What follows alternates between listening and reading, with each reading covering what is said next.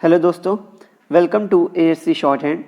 आज की इस वीडियो में हम रामधारी गुप्ता खंड 2 प्रतिलेखन संख्या 6 का डिक्टेशन लेंगे। इस डिक्टेशन को हम 2 स्पीड में लेंगे, 80 वर्ड पर मिनट और 100 वर्ड पर मिनट।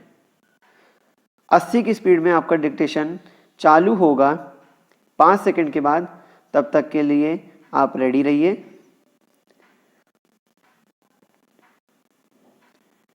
स्टार्ट। महोदय, बहुत बड़ा अंश अनुभव और लोगों की कही सुनी बातों से, देखे हुए दृश्यों से और कुल तथा समाज की परंपरा से प्राप्त होता है। सिनेमा इस सभी प्रकार के ज्ञान की प्राप्ति में सहायक हो सकता है, क्योंकि ये मनुष्य की दृश्य और श्रव्य अनुभूतियों के क्षेत्र को बहुत ही बढ़ा सकता है। यह एक साधारण सी बात है जिसे सभी जानते हैं कि केवल सुनी सुनाई बात की अपेक्षा हम पर देखे हुए दृश्य का प्रभाव अधिक पड़ता है, और हम यदि सिनेमा द्वारा किसी चीज़ को देख लेते हैं तो उसका उतना फल तो नहीं होता जितना स्वयं आँखों द्वारा देखने से मिलता है।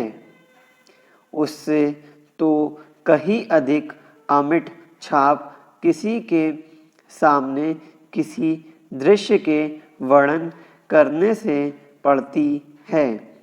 मन बहलाव के भी साधन कितने ही प्रकार के होते हैं।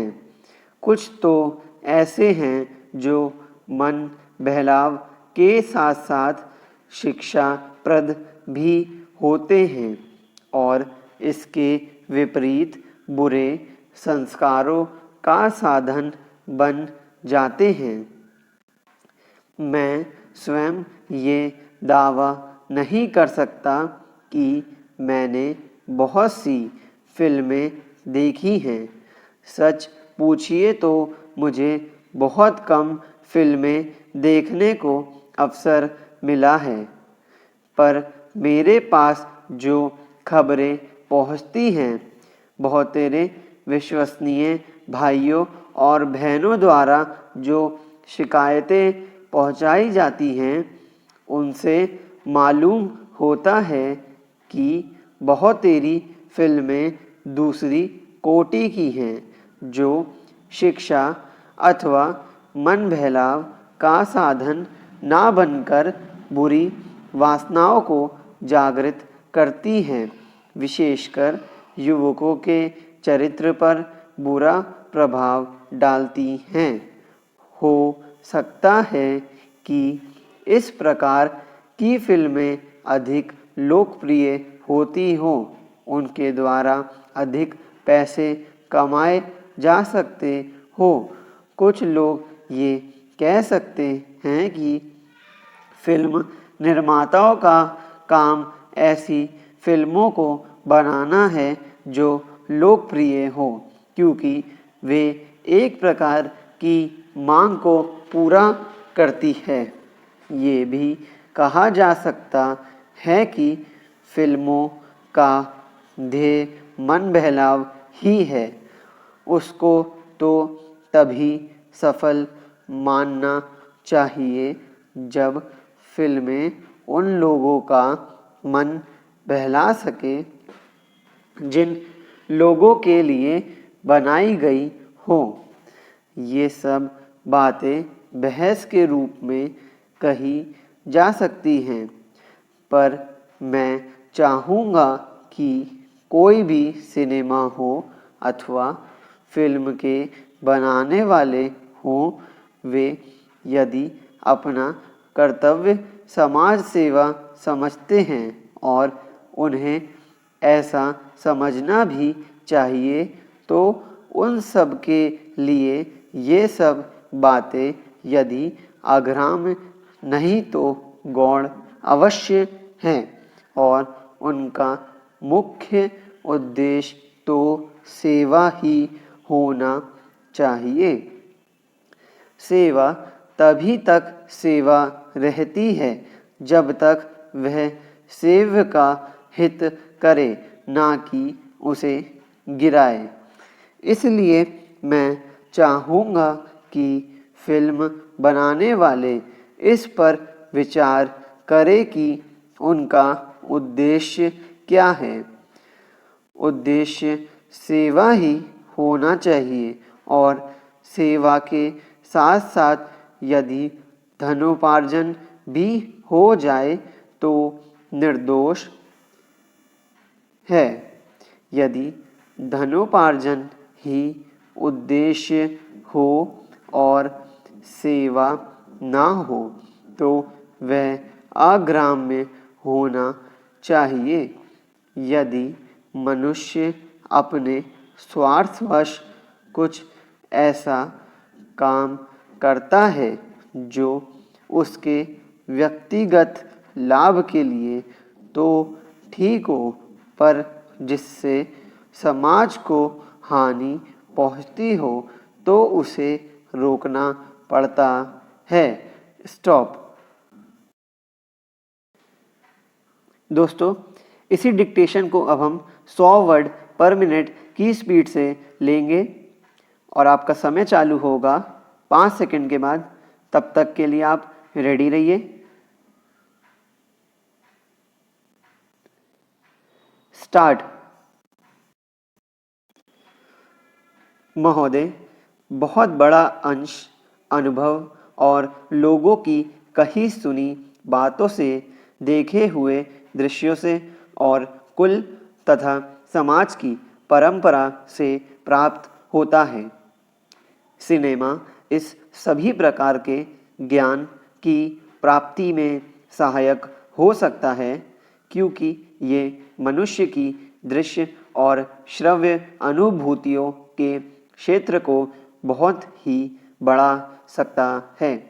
यह एक साधारण सी बात है जिसे सभी जानते हैं कि केवल सुनी सुनाई बात की अपेक्षा हम पर देखे हुए दृश्य का प्रभाव अधिक पड़ता है और हम यदि सिनेमा द्वारा किसी चीज़ को देख लेते हैं तो उसका उतना फल तो नहीं होता जितना स्वयं आँखों द्वारा देखने से मिलता है। उससे तो कहीं अधिक अमिट छाप किसी के सामने किसी दृश्य के वर्णन करने से पड़ती है। मन बहलाव के भी साधन कितने ही प्रकार के होते हैं।